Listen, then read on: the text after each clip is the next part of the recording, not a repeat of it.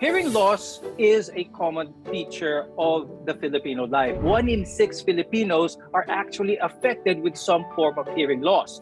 And it's possible to keep your hearing healthy throughout your entire life is with your proper ear care. I'm Dr. Freddy Gomez, and our goal here on the program is to help you better understand the care you need and deserve. You're watching MedTalk Health Talk on CNN Philippines.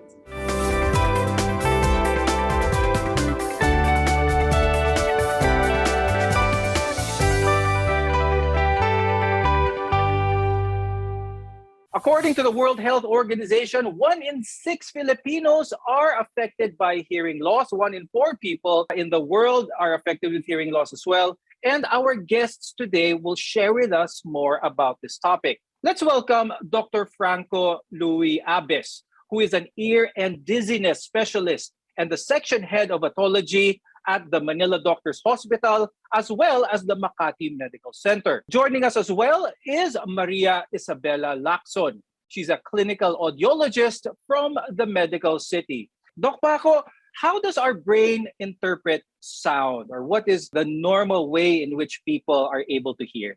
We hear because there are molecules that vibrate. Thing is, when we speak, there's vibration, which we then transmit to the air, and then the air molecules then vibrate.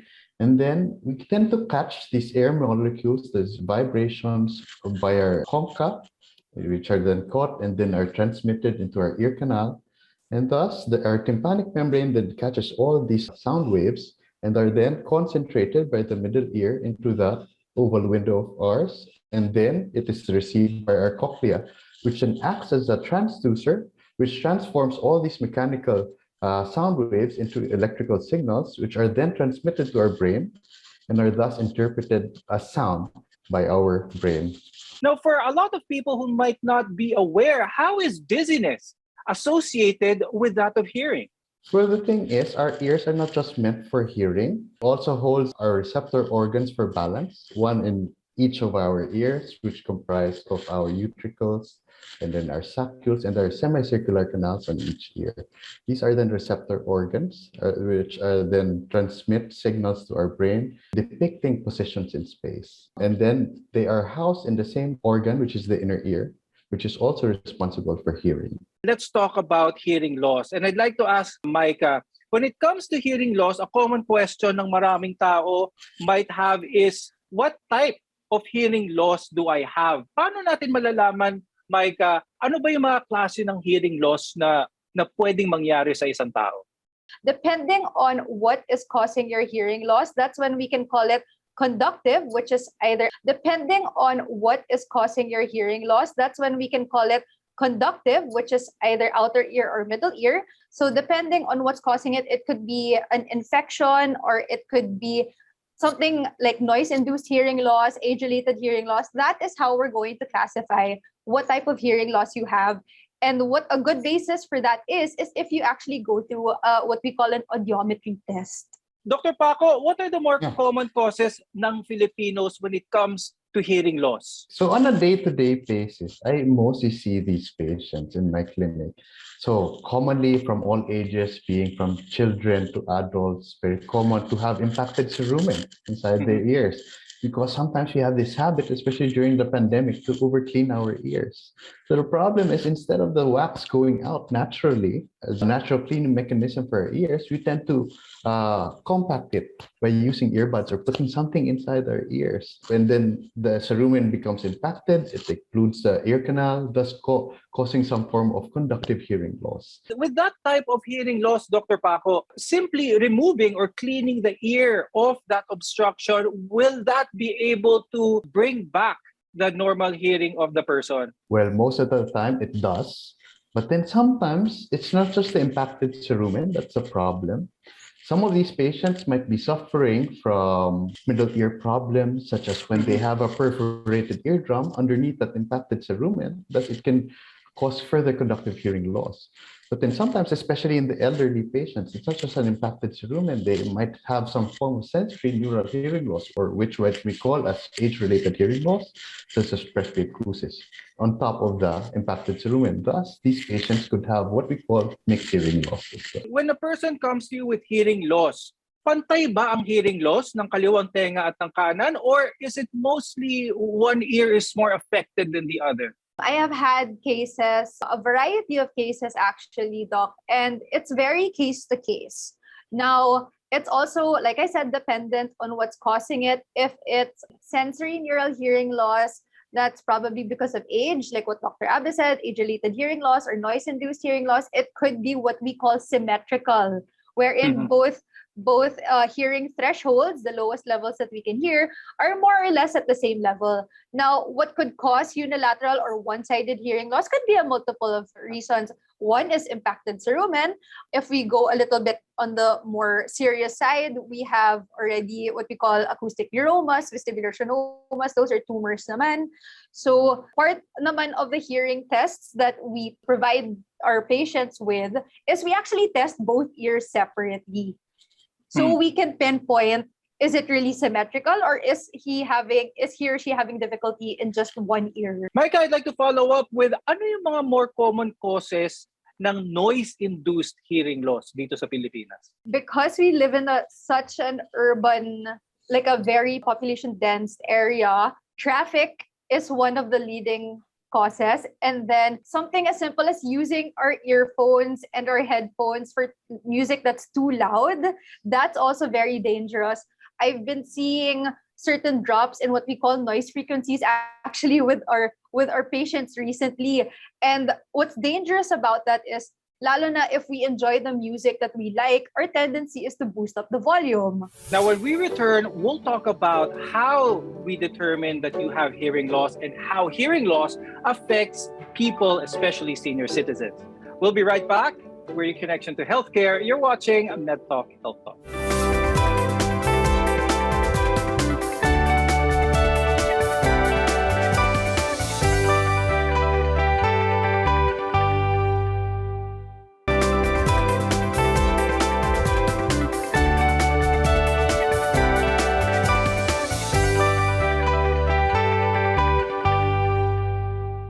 I'm Dr. Freddy Gomez, and you're watching Med Talk Health Talk. So our topic for today is hearing loss in observance of World Hearing Day, where the theme is to hear for life and listen with care.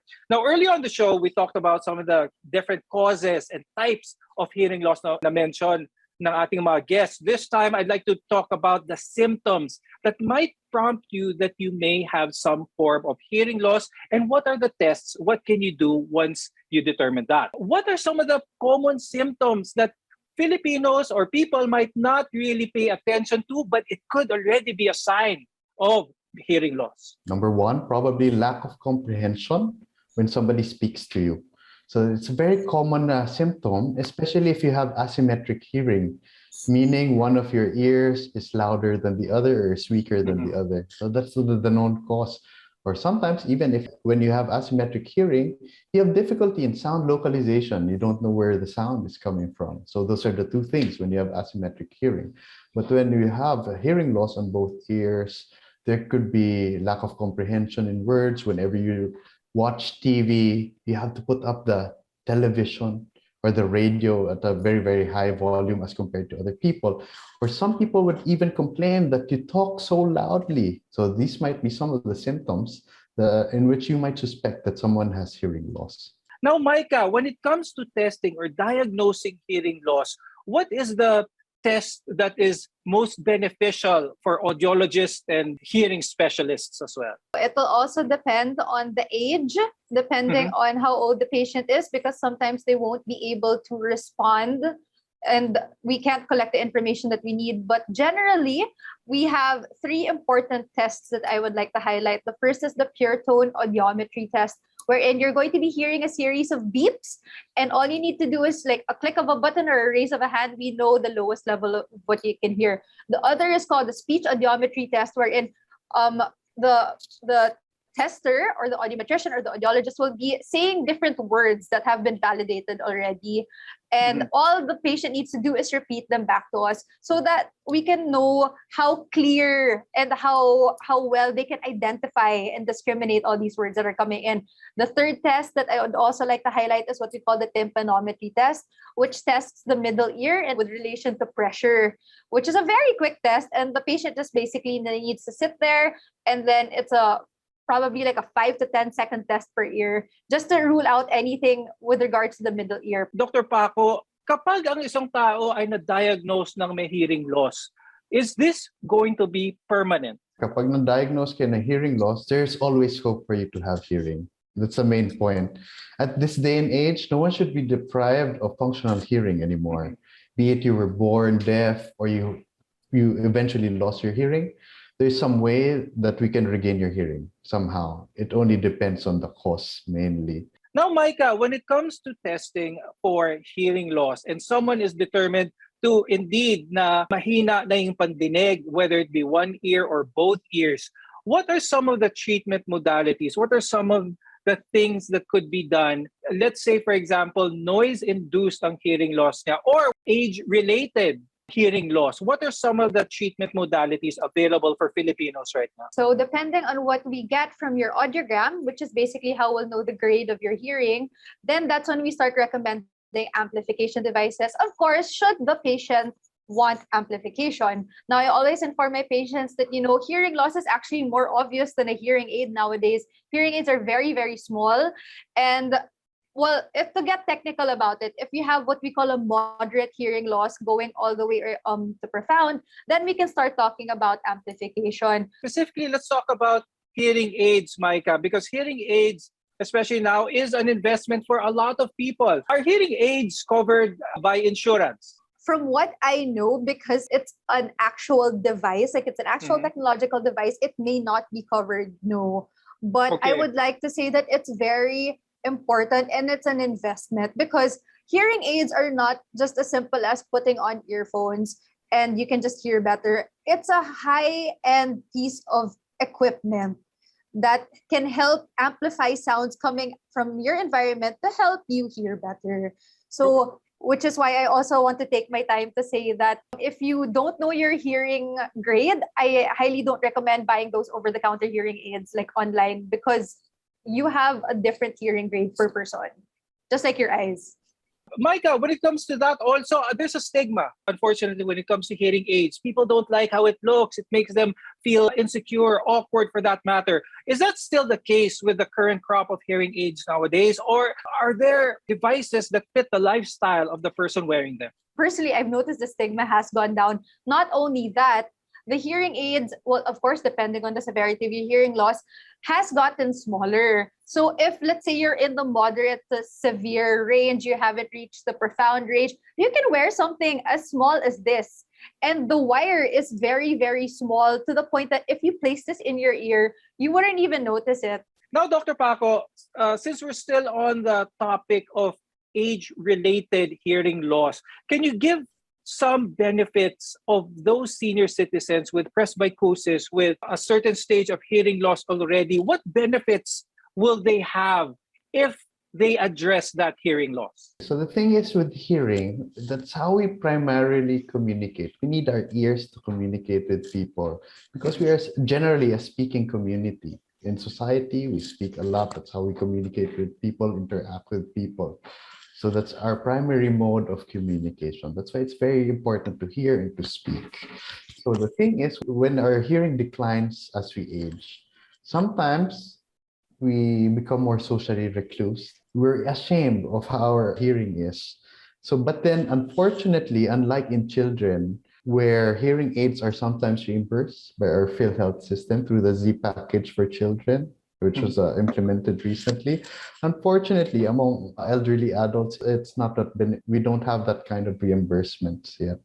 So the thing is, if we use hearing aids among people who are hard of hearing or have some form of hearing loss, Then if they regain their hearing, then they can be more confident and then they can reintegrate themselves into society. After the break, we'll be talking about several other topics of preventing hearing loss, as well as some nutritional factors for that. You're watching MedTalk Health Talk. We'll be right back.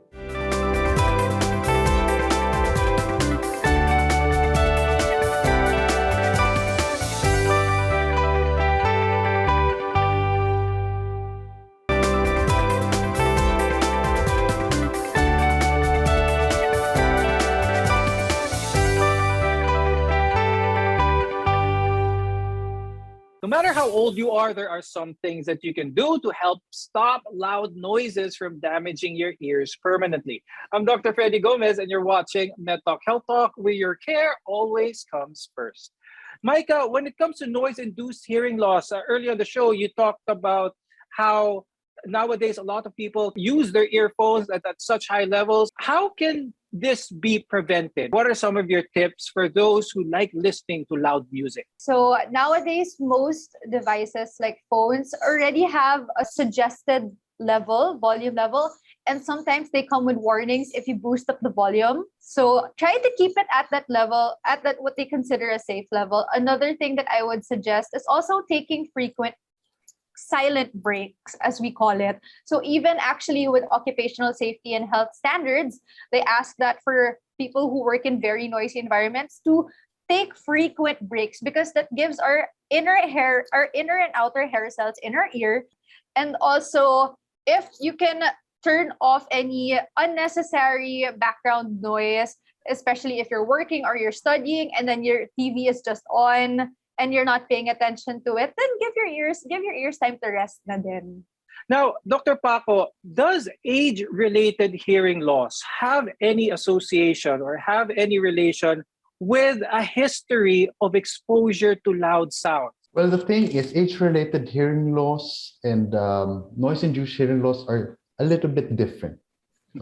So when you have age-related hearing loss, there is a drop in the highest frequencies that we test at around 8 kilohertz. But when you have noise-induced hearing loss, it is a dip at around 4 kilohertz, an octave below. So that's a diagnostic test. So that's a technical criteria when you have that. But can noise-induced hearing loss lead to presbycusis? Well, it could be if you have the predisposition to having this.